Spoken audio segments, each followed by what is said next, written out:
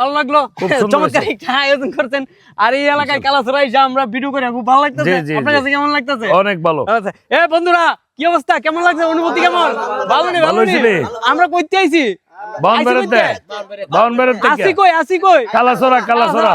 তো ঠিক আছে, ঠিকঠাক মতো খাওয়া দাওয়া করেন, পেপসি টেপসি সব আছে। তাজমনি আফা, আমরা বিরিয়ানি খাইতেছি।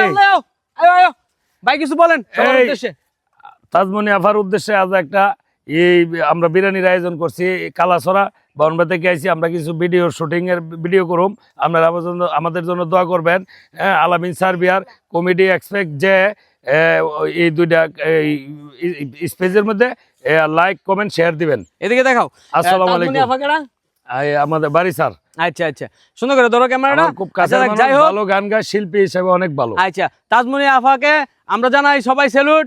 আর আফার উদ্দেশ্যে এত বড় একটা আয়োজন হয়েছে নাকি?